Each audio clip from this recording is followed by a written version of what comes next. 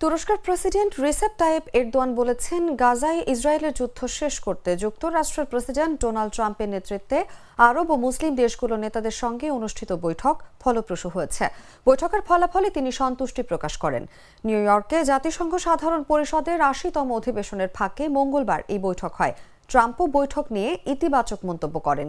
তিনি বলেন, ইসরায়েল ছাড়া সব শক্তিধর দেশের নেতাদের নিয়ে এই বৈঠক সফল হয়েছে। এই সেই দল যারা সমস্যার সমাধান করতে পারে। তবে গাজা সিটিতে ইসরায়েলি হামলা অব্যাহত রয়েছে। প্রতিদিন ডজন ডজন ফিলিস্তিনি নিহত হচ্ছেন আর হাজার হাজার মানুষকে জোরপূর্বক অনিশ্চিত ভবিষ্যতের দিকে ঠেলে দেওয়া হচ্ছে।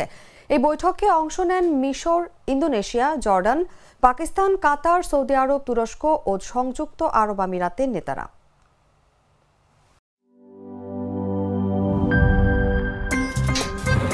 আমার একটা স্মার্ট সিদ্ধান্তে 25% গ্যাসের খরচ কমেছে। ভাবছেন কিভাবে?